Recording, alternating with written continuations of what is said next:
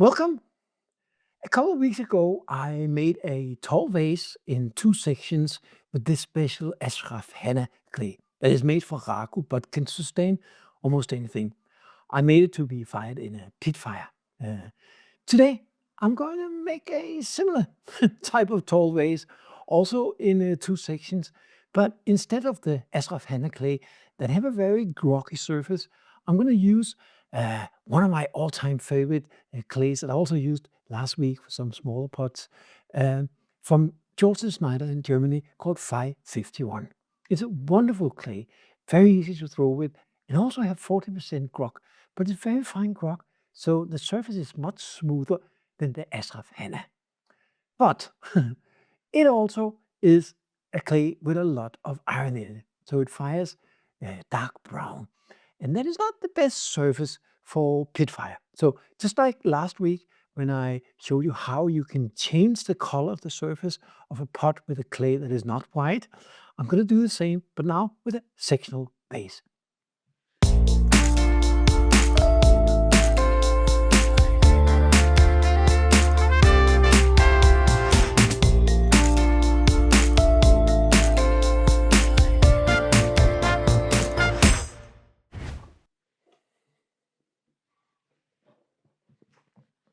As usual, I'm going to start out with the biggest lump for the base section. It's about 4 kilo, I think.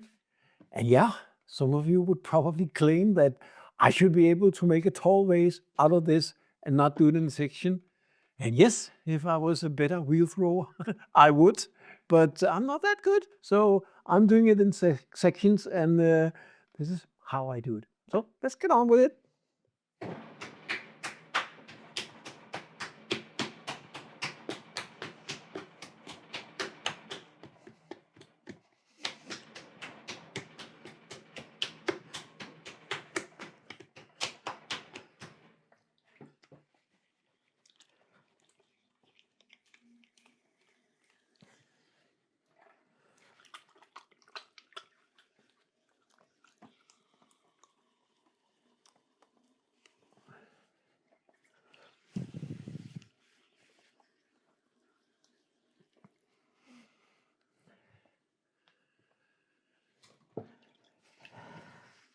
Even though this is a big lump of clay, this clay is just so wonderful to work with that it's also relatively easy to center because it is not too hard. It's softer than the Ashraf henna that I was using.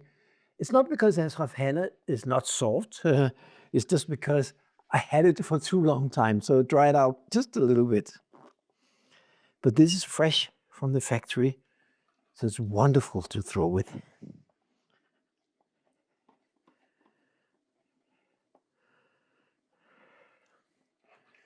And because it's such a big lump, I haven't really been wetting it a lot.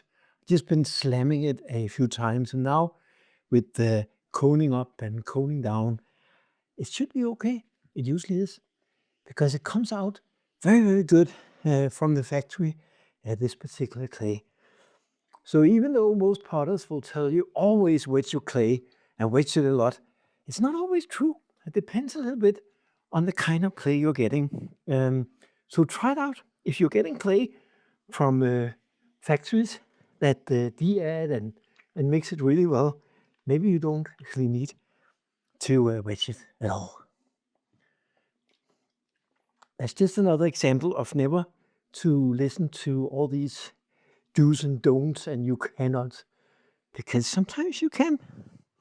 It's not always true. There's a lot of myth in this business.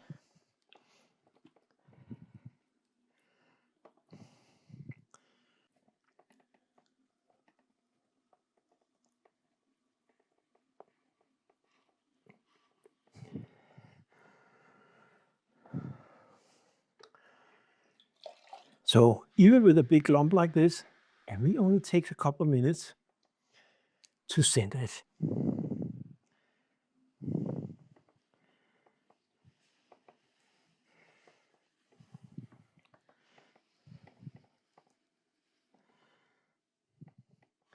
It is, of course, as I have said before, for any kind of pot, important that you center it very well. But for larger pots and for pots in sections, it's even more important, because if it's just a little bit out of center, then it will be a lot when you make the big pot. And when you have to attach the two pieces together, they have to be very precise. And then, of course, it's not really possible if it's too wobbly.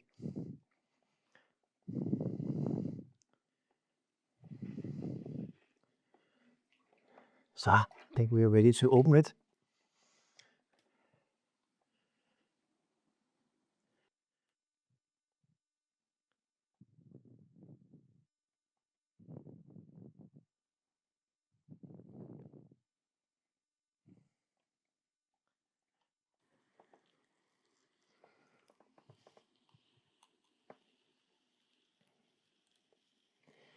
And with big lumps of clay, I think it's always difficult to judge the thickness of the button. So I always make it a little bit too thick to begin with, and then I measure it, and then I can always make it thinner. Making it thicker, if you made it too thin, which I did one time, is very difficult. And of course, as always, make sure it's well compressed. So now I'm just gonna test and see how thick it is. Yeah, it's a little bit too thick. It's maybe 1.5 centimeter. I think I wanted like 1 centimeter or something. So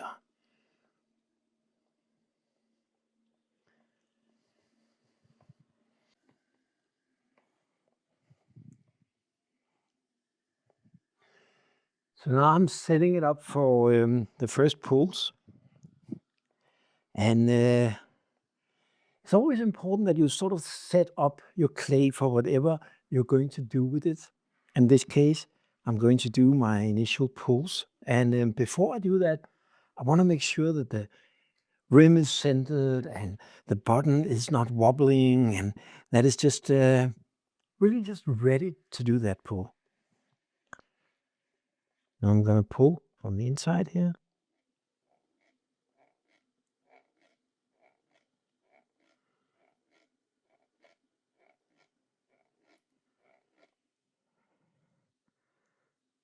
I've got a little bit dry here in the end. I have to be careful with that. So we need a little more water here.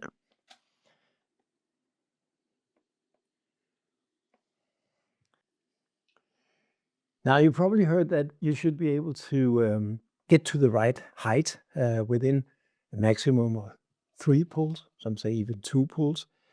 And I mean, as a guide, as a goal, it's a good goal to have. But I would say with stoneware, you actually have a lot more leverage. You can easily do many more pulls. You can play around with stoneware and earthenware for a long time before it gets tired. Depending, of course, on how much water you're using. But there's a lot more flexibility with stoneware, so you don't have to be super concerned with it, especially not when you have a strong stoneware like this.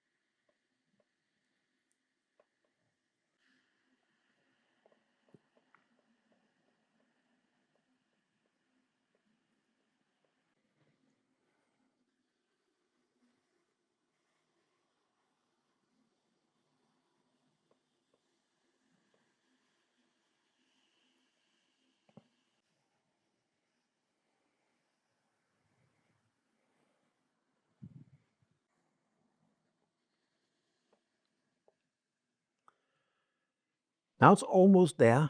I just want to make sure that there's no slip left on the surface of the pot because we need to firm it up, dry it a little bit so it becomes strong enough to carry the second section. So I just want to make sure that it's relatively dry. At least I don't want any slip on the surface.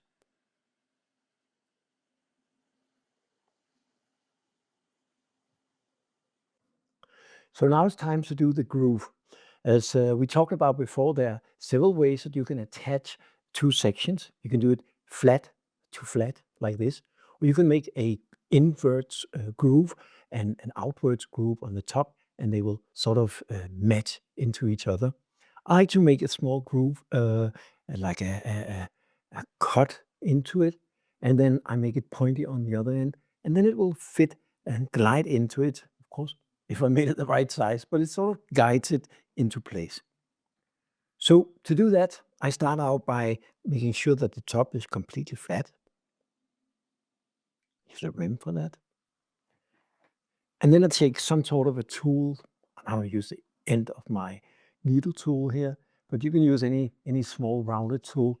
Make sure that it's wet enough, and then go really slowly and just hold your fingers on each side of it to guide it, and then make a indent here or groove. It's of course important that it is in the middle of this wall. So now I made it. Now I can expand it a little bit just with my finger. Just gonna add a little bit of water. So, like that. Now we have a guide for the next section. It's gonna make it a lot easier. And now it's time to dry it, firm it up a little bit to make it strong enough to carry the next section. I usually dry it for, I don't know, 5 minutes, 10 minutes, something like that. Of course, I'm not going to waste your time watching me dry the pot, but I just use a heat gun. Some people like to use gas flames. It's probably a little bit faster, but this is indoor. There's so much stuff in here. I don't want to have a big gas flame going on here. This is the most safe.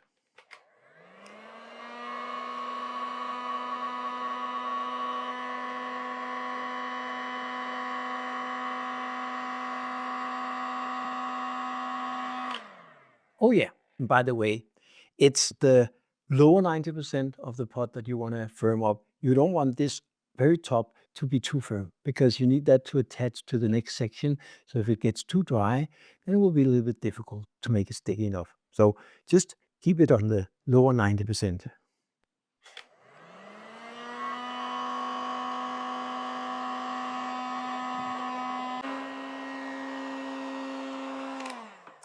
I think it's good enough now. But before I remove it from the wheel, there are two things that I want to do. First, we need to measure the size because the next section, of course, have to be very precise to fit this one. So this is a very important step. And I'm going to measure the center of the groove. So that is the center of the wall. That is the width of the next section. So that is perfect. The other thing is that if you're using bats like I am, which is almost necessary when you do sectional throwing, then maybe they're not completely even or evenly centered. So you need to put them back the same way you took them off. So they can be both ways, of course. So what I usually do is I just mark it up with a pen. So mark one side with the pen and then my wheel head. So now I have a mark on my wheel head and on my bat. So I know I can put it back in exactly the same position. So it's not going to be uneven when I put it back. So now it's time to remove this, put it aside, and then make the next section.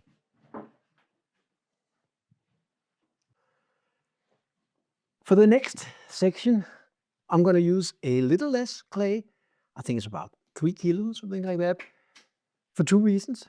I don't want it to be too heavy because then the first section will, it could suffer and collapse. So I don't want it to make it too heavy. So make it always a little less. But also, I'm not going to need a button in this. So I'm going to throw it right down to the bat because we need, of course, holes in both ends. Otherwise, it's not going to work as a vase. So I'm going to use less clay to get the same height. So what you will see is that I'm probably going to get more or less the same height for this 3 kilo as I did with the 4 kilo. And of course, it's going to be turned around, put on top of the other one. So the width that we measured with this caliber, that's going to be the width at the top of the pot. And then it's going to go like this, go up a little bit, and then go in, have a neck. So it can be a little bit smaller at the bottom, which is going to be the top. So let's go ahead and make that one.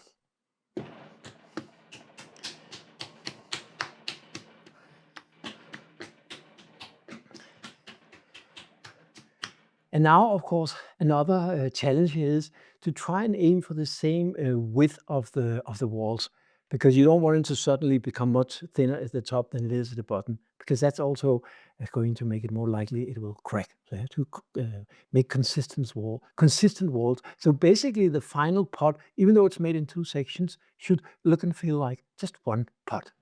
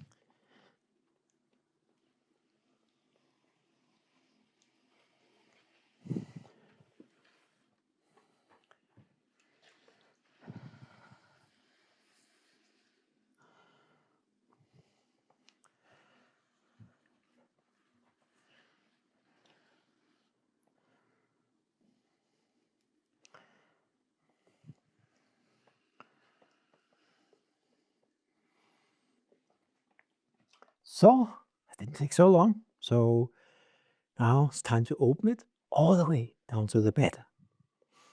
So in a way that's easier because you don't have to think about the thickness of the button, because there's no button. The only thing you have to be aware of is now hit the bed. If I then pull it all the way out, so I only have the width of the wall, then it's gonna have very little to hold on to the bed. So I'm gonna have the wall, if you look at the wall from the side, and let it go out a little bit. So I'm making the hole smaller than the size of the button, so I have a little more clay to hold on to the bed. Once we turn it around, I can use that clay to make it a little bit higher and even it out. So of course the wall should not be that thick to end up with.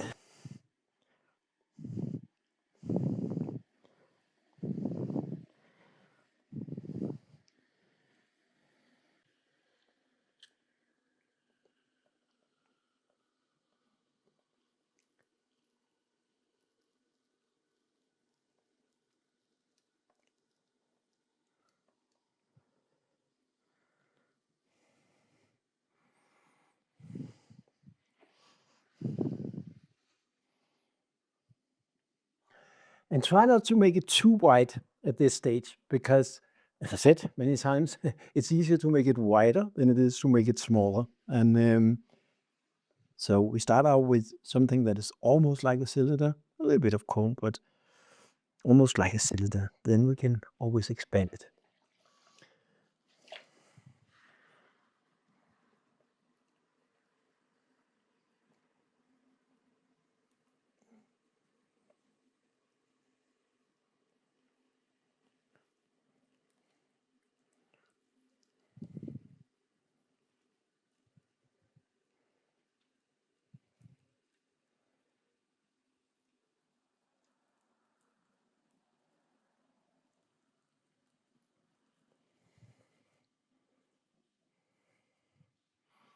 You see, it's almost the same height as the other one. Maybe a little bit tall, less, but almost there.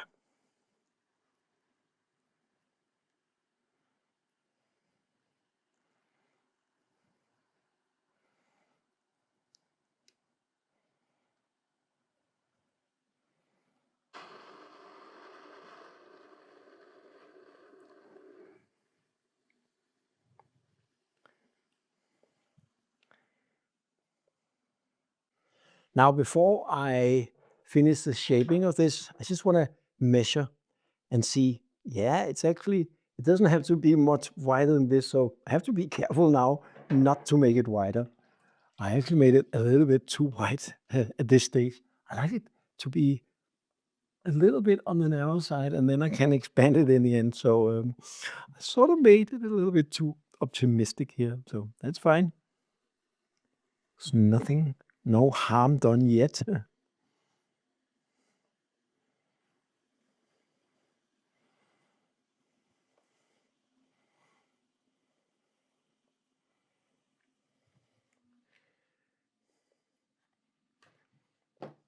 Let's see if I made any mistakes here. No, it's still good. It's a little bit too narrow, which is perfect.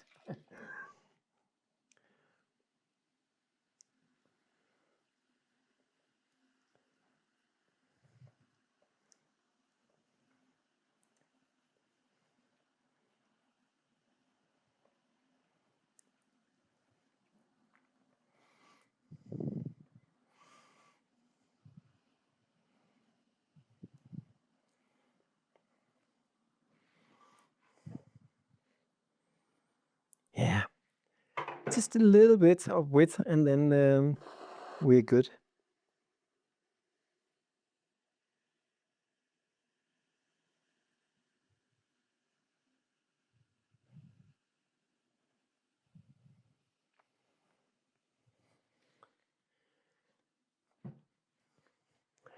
Let's check again.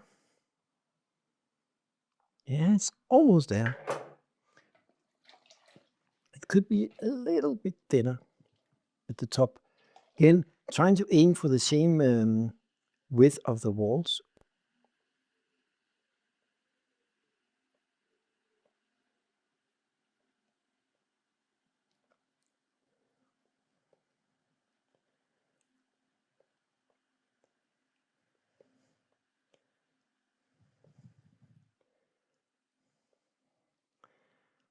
Yeah, I think that's better. And I think with the height, probably also expand a little bit. So yeah, I think that's perfect. It needs to not be any wider than this. So let's hope that we, oh, see, I messed it up a little bit. Anyway, I'm gonna fix that now. I'm gonna make it a little bit pointy up here, so it will fit the groove that we made in the first section.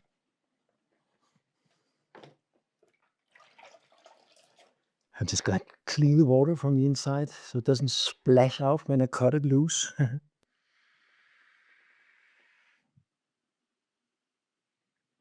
So, and just one last check.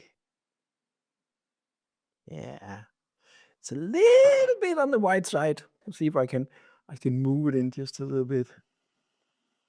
This is very difficult, but let me see if it's possible here.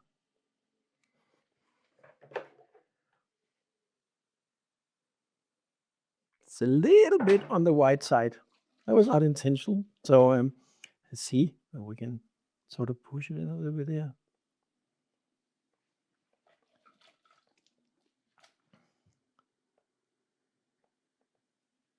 And pushing it in is a lot harder than expanding it. So let's see here.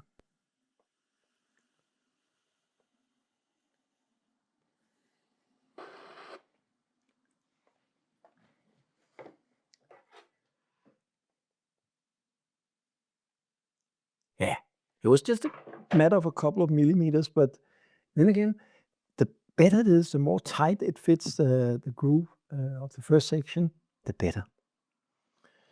Can never be too precise. So now I'm just gonna scrape off the slip from the surface, because then it's easier to dry it. And this section needs to be dried as well, because again, we're turning it around and it's sort of a stress on the clay. And if it's too wet, then even the top section could collapse. So I'm gonna dry it, but before I dry it, I'm just gonna remove slip, because then it will be easier and faster to firm up. So I think that's good. And again, I'm not gonna have you sit here for 10 minutes or 5 minutes or whatever it is when I'm drying it. So I'm just gonna dry it and take it off the bat, and then I'll get back to you with the fun part of adding the second section to the first. Now, I dried it a few minutes, but there's one thing I forgot to tell you. With the second section, I told you with the first section, it's the lower 90% that you're gonna heat up. But for this, it's like the middle 80%, because we're gonna keep throwing on the top. We're gonna keep throwing on the, or this part have to attach to the other one. So if it gets too dry here, we'd have to attach, or too dry up here, we can't finish the pot, or we can't attach it. So it's the middle section that needs to be dried out. And I think this one is good now.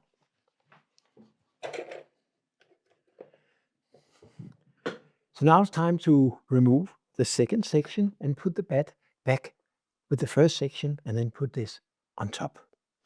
One way to check if it's strong enough is to sort of wriggle it a little bit. If you take your fingers on it and wriggle, it should be possible to move it a little bit, but it shouldn't be like super soft. So it needs to be firm.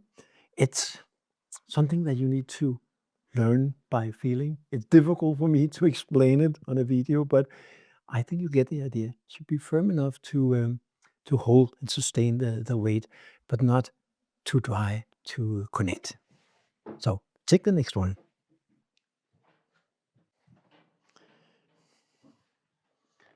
And now remember, we made a mark on this. So where is it? Here is it. And it's here on my bat. So I have to put it on like this.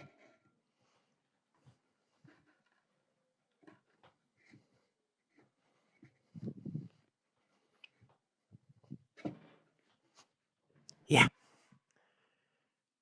As you can see, it's still spinning very even.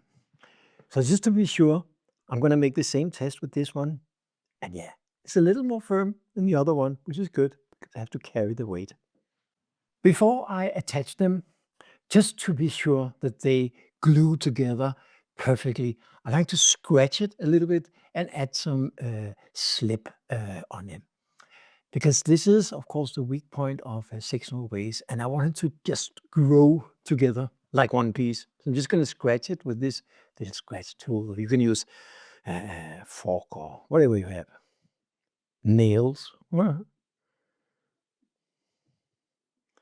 By scratching it, you are increasing the surface. So it will simply be more clay to glue or to attach to each other. So scratching and slip is a very common technique. Also when you adding handles or spout on a teacup or a teapot or anything like that. And the slip, I usually have some slip at the bottom of my water bucket here. So I'm just going to add some of that. I don't want it to fill up the hole because we still want a groove, but don't be afraid of adding a little bit too much, because if there's too much, it's just going to spill over the sides, and you can remove that when you throw. So something like this. Just want to make sure that that is actually still a groove. So I think this should be good. So now comes the fun part.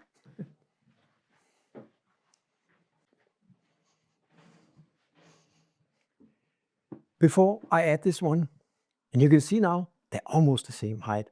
I'm also going to scratch this a little bit.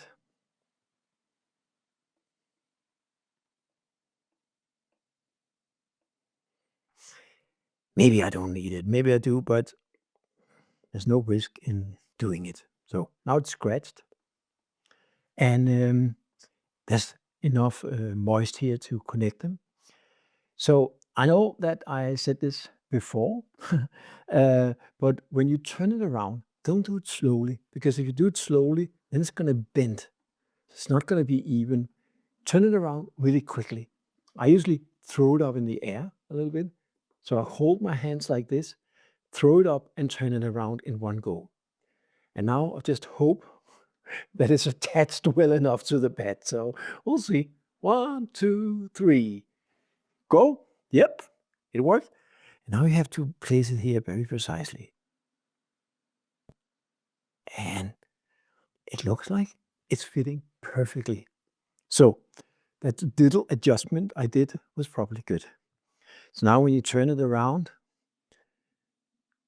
see, it looks very, very even. So that's a good first sign. So now we need to cut it off. But before we cut it off, I usually just glue this together a little bit, just to make sure that it's not moving around. Just using a rib and just smoothing the overlapping part of the groove into the upper part of the pot. Just very careful, don't push it too much at this stage.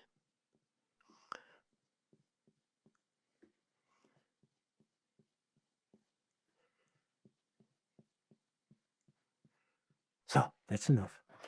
And now we need to cut it loose. The important part in cutting it loose is not to push it. You don't want to bend it because now, you see, when you turn it around, it's so perfect. It's not wobbling or anything. So what I usually do is I put my chest against the bed and then I use a wire to cut it free. So, like this. Just make sure you cut it straight up to the bed. That's it. And now hopefully it's still, yeah, it's not wobbling much. It's actually very good. So now we need to wet up the top a little bit because it have of course dried a little bit and we need to be able to, I need to be able to get my hand in there. And also this part up here, as I said, it's too thick because I made it deliberately a little bit thicker because otherwise there will be very little to hold on to the bed. So this upper part have too much clay, but we can use that to form the neck. So now we need to glue the two pieces together perfectly. And to do that, first I'm going to use the rib on the outside. Don't go too fast with this.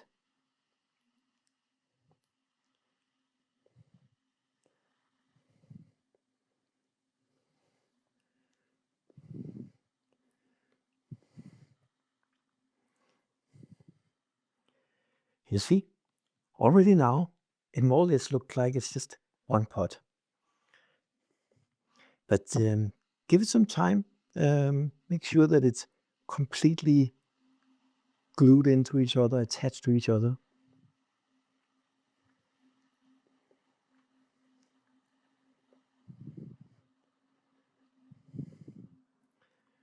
Yeah, that was good. And now we need to do the same thing on the inside. So I'm going to use the rib on the inside. I use a sponge on the outside. Basically, just going to do the same thing, making sure that it's well connected. Now, the problem that I often have when I put two pieces together is that the exact spot where we put it together, they end up being a little more clay. It's not a big problem.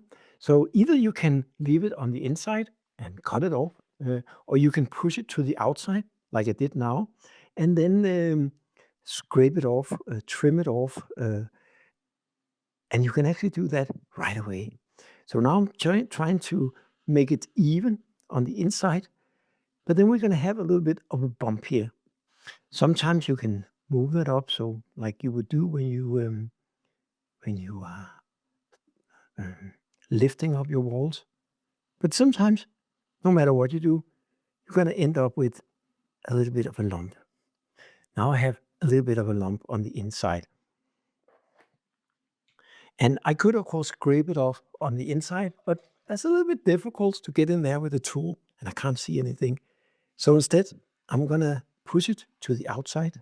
So I'm going to make the wall flat on the inside, push it to the outside, and now we just have too much clay here.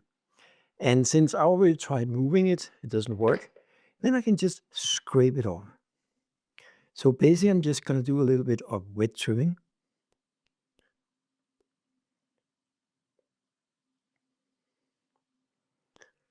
It's not that much, but It's just nice. Again, we wanna end up with as close to even walls as possible. So by taking out that little bit of extra clay at this point, gonna end up with more even walls. So hopefully that helped a lot. So now we're ready to do the final shaping. And as you can see, or hopefully you can't see it. Now you can't see where it's connected. It's not up here where you think it is. It's just where I ended up the throwing here. So I still wanted to go out a little bit before we go into the neck. So there's of course a little more of a challenge because it is a little more dry because we did dry it. So we can wet it up a little bit like this, also on the inside. But don't want to use too much water. I just want to make it a little moist.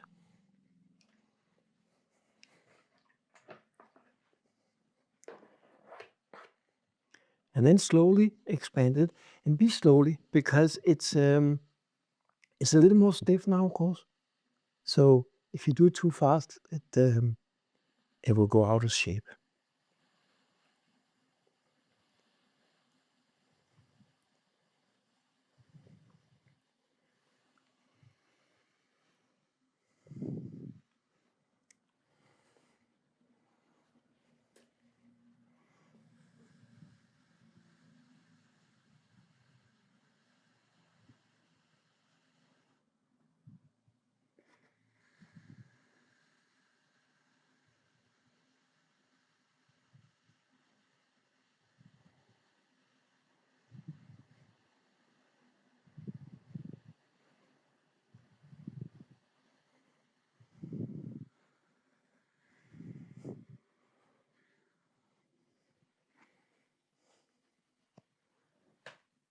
Yeah, I think the shape is good.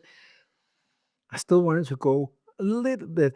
The shoulder have to be a little bit higher. Needs to go out a little more here.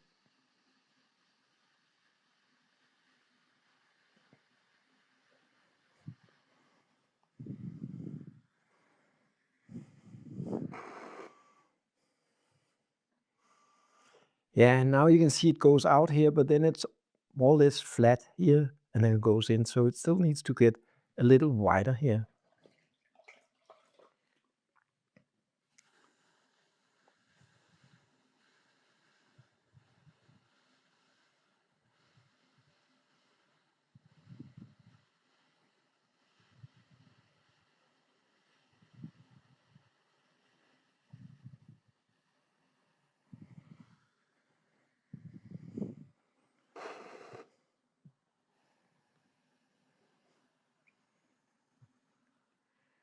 Yeah, I think that was better. Now it got a little more thickness up here. I will, because that's another thing with these size of vases. I deliberately make the foot a little bit too thick because it needs to have enough strength to carry the weight of it all. So I will trim it in. So I will take maybe a centimeter down here, so it will be a little more angular in here.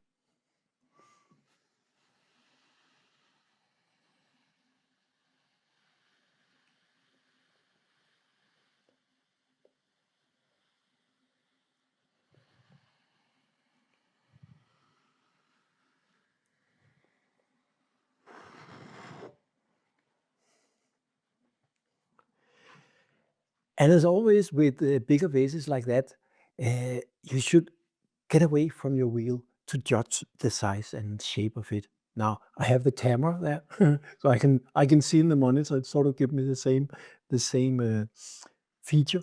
But if you're close up to a pot like this and this size, then it's very difficult to make final judgments of the shape of it.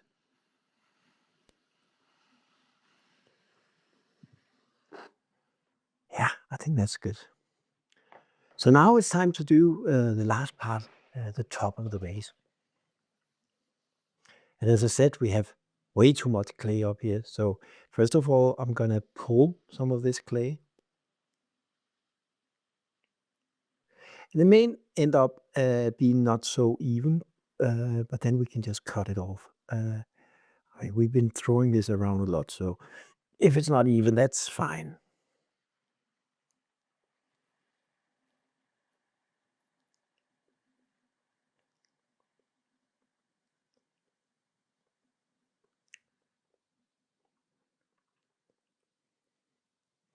You can see it's a little bit wobbly at the top. So I probably need to cut off the top just a half a centimeter or something to make it even.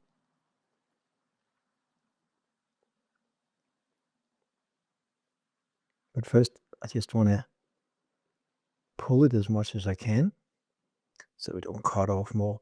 Because of course, the thicker it is, the more I'm going to cut away, and I don't want to cut away too much.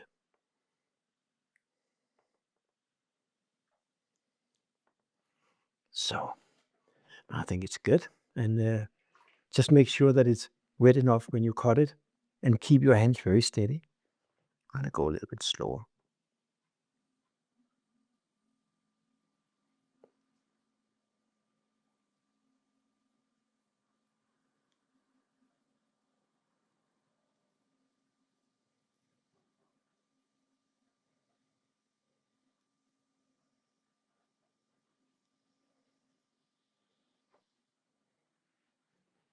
So yeah, took away a little bit of clay, but I mean, I think we have enough anyway. At least now it's even at the top. Stick.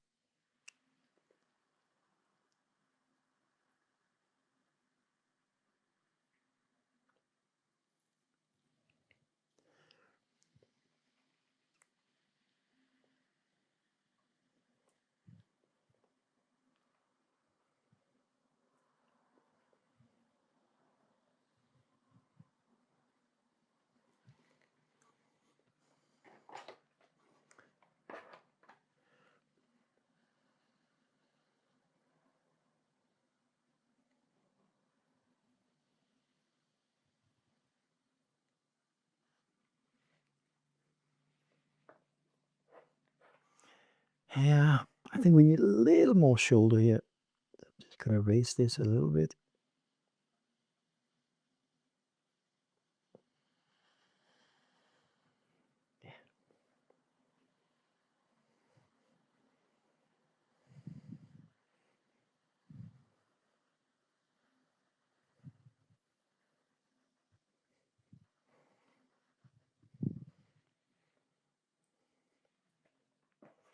And then I don't want the rim up here to be too thin.